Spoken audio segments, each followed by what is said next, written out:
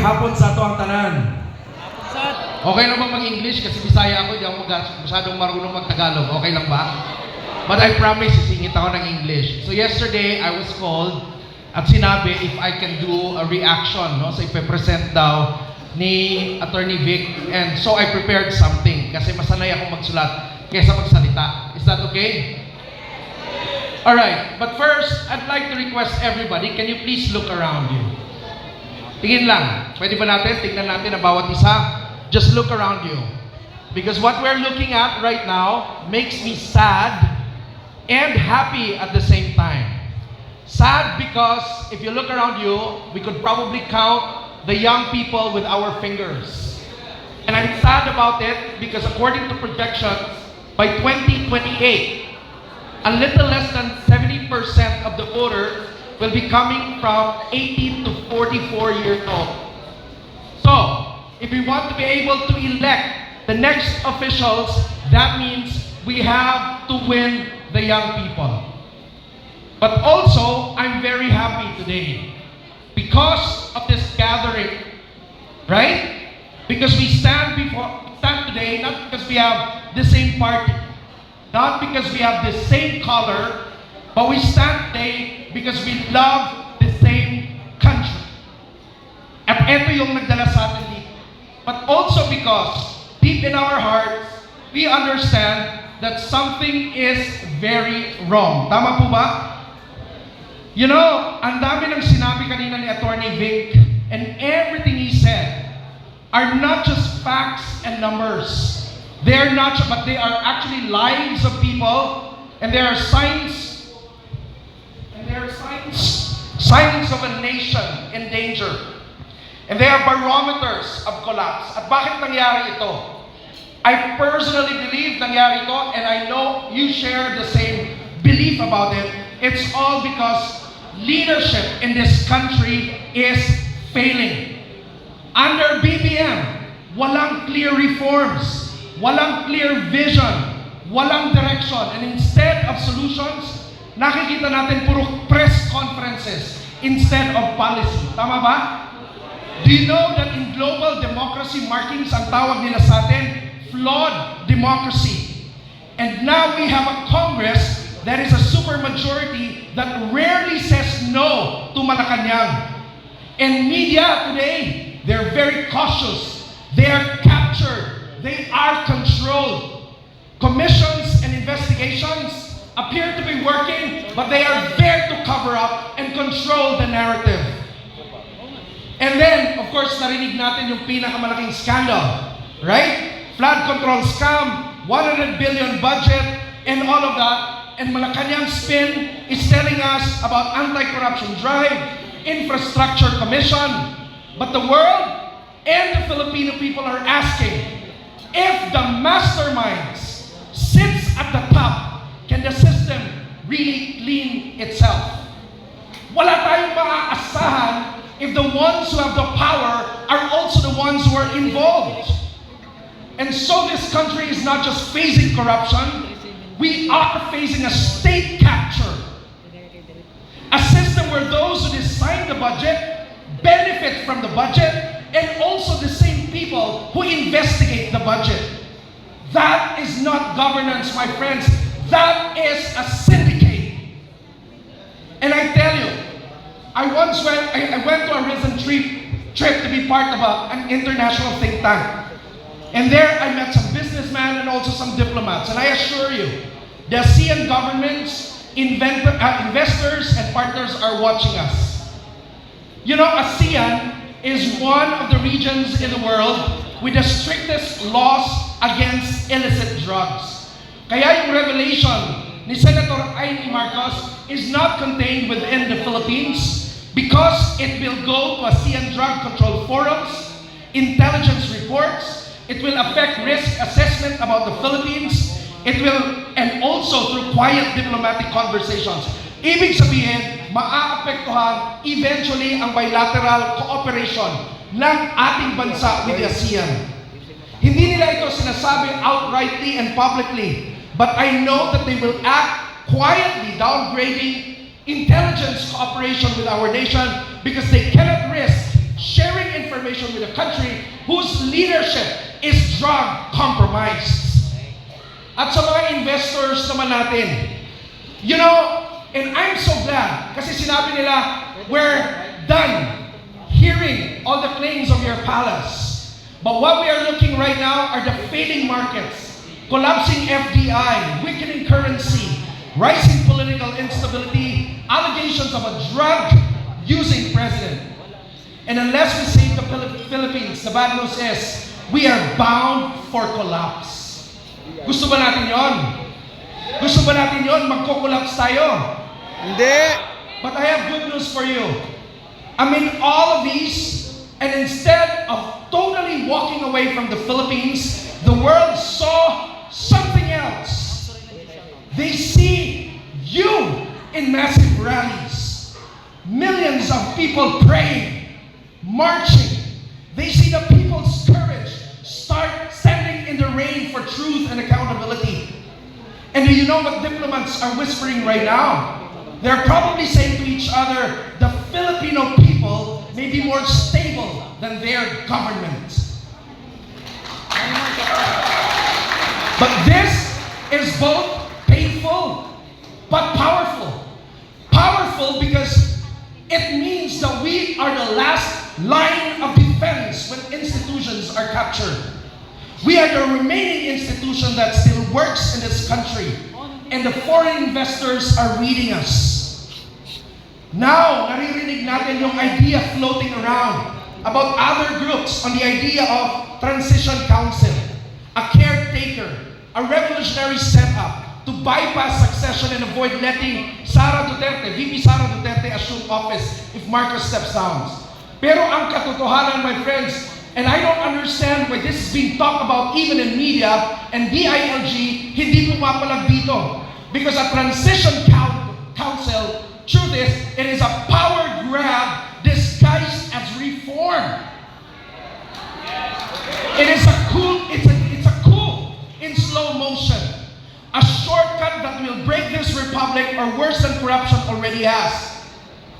It is an unconstitutional power grab that benefits only the architects of this transition. And the most alarming part, the PNP isn't pushing back. The same organization, DILG, that over-prepared on November 16 and 17 is suddenly quiet about this. And the palace is not even condemning it. And that silence speaks of volume. But guys, wag tayong mag-give in. Look at history and look at the world. Myanmar, 2021. A temporary council justified by political crisis led to a civil war and economic implosion. Thailand, 2006 and 2014. Multiple reform councils resulted in military dominance, suspended rights, and institutional decay. Egypt, from 2011 to 2013, a transition council captured by competing elites collapsed into authoritarian rule. Sudan, 2019, a shared civilian-military council promised stability. It delivered coups, famine, and fragmentation. So the pattern is clear. When there is something like that, people suffer. The economy collapses. Power consolidates among the few, particularly the architects of such transition, and legitimate succession dies, and trust never returns. Why? Because transition councils only work for those who sit on the council, never for the nation. Every country that bypassed constitution in crisis paid the price. Ask me why. Because once you throw away the rules, the future leaders who will assume leadership can also throw them away too. So we must never allow political factions, whether yung mga pink, mga makabayan, yung LBM, to rewrite the Constitution just like that, just because they fear Sara Duterte. If Marcos goes down, the Constitution is very clear, right? So we must not opt for extra constitutional shortcuts. And friends, PNP might be silent right now, institutions might be timid, political blocs might be scheming, but the Filipino majority still holds the final say. Tayo yun! That is why right now I'm so happy, because it gives us an opportunity to come together, converge, to rise, stand, speak, defend our Constitution. Because if us, the majority, stays quiet, others will decide for the future of our nation. And here's the truth they don't want us to realize. Tingnan nyo bawat isa. Luzon, Visayas, Mindanao. Pare-pares tayo ng pinaglalaban, and this is the truth. We are still the constitutional majority. Yes. They may be winning the propaganda war, but we are the majority. And as the constitutional majority, today we are awake. The majority is angry. The majority wants accountability. The majority rejects corruption. But media tries to drown our voice. Surveys try to manipulate perception. The administration and its allies try to divide our unity. Propaganda tries to make us feel outnumbered. But that is not the truth. We are not outnumbered. We are just outshouted. Yes. Dahil hindi pa ganun kalakas ang sigaw natin. And friends, even if we are the majority and we have the numbers, understand that unused numbers can also become numbers unseen. Pag hindi lumakas ang boses natin, parang hindi tayo nag-exist. But thank God, today we write history. This is the coalition that will change that. So NCR must rise, Luzon must rise, Visayas must rise. One voice, one pressure, one stand, one republic. Because you know what? No investor, no ally, no institution will save us if we, the people, do not rise first. Remember this. A nation collapses when people wait for permission to act. Ang problema natin, naghihintayan tayong lahat. But a nation rises when people move even without permission. Exactly. Yes. I'll end with this. This is a battle not just of politics, but of moral obligation, of civic duty, of love of country, of loyalty to God and to the future generation. You know, there comes a moment in a nation where our neutrality becomes betrayal, when our silence becomes surrender, and when we choose comfort, it becomes complicity. But when that moment comes, we decide, are we gonna kneel to corruption? Or will we stand for our country? Will we hide in fear? Or will we rise in courage? Will we pass this crisis to our children? Or confront it now? History is calling us, the world is watching us, and our children, and our children's children, those who are yet unborn, will judge us. And we cannot fail them. Not now, not today, not in this moment of trial. But let this be clear to everyone. We are not standing here alone. We are not fighting only with numbers. We are fighting with truth. And wherever there is truth, God stands with the people. Throughout history, from our liberation to EDSA, to every moment when darkness tried to rule this land, God has always been on our side. Always been on the side of Filipinos who took the courage over fear, justice over silence, and country over self. When a nation cries out for justice, the Bible is clear about that. God hears, God moves, God aligns the people, God corrects what a corrupt power tries to destroy. And that is why we say today with conviction, if we stand for what is right, God is for us. If we fight for the nation entrusted to us, God is for us. If we move to save the Philippines, God Himself goes ahead of us. Lastly, if Tatay Digong were here, if Tatay Digong were standing here today, nakatingin sa nangyayari sa bansa, watching this government crumble under corruption. Watching institutions manipulated, watching the people suffer, watching the Philippines dragged to the brink, you know exactly how he would react. And we know that the man never minced words. He never hid from the truth. He never sugarcoated anything. And I know if he were with us today, ito sasabihin niya, alam ko, pagod na kayo. Pero huwag kayong matakot. Huwag kayong umatras. Ang Pilipinas hindi pag-aari ng mga magnanakaw. Yes!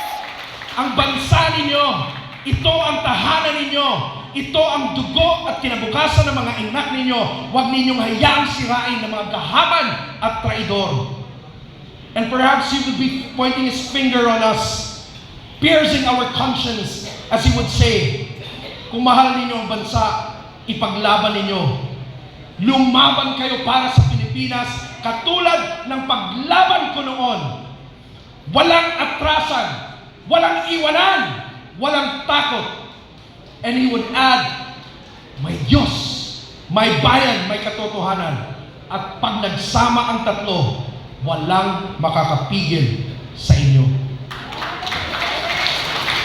And he would say, ang pinakamasakit pero pinakatotoo, pag lumuhod kayo ngayon, luluhod ang mga anak ninyo bukas. Pero pag tumayo kayo ngayon, tatayo ang buong Pilipinas. So mga kababayan, the answer is here, the answer is now, the answer is us. And I believe this is the moment He has prepared all of us for, and also the moment He has sacrificed His life for. Not for chaos, not for violence, but for courage, and understand that God is watching us, history is watching us, the world is watching, and our children are also watching. And if Tatay were to say his last in this event, probably would say, mahal ko ang Pilipinas, mahalin nyo rin. At kung mahal ninyo, ipaglaban ninyo, save the Philippines.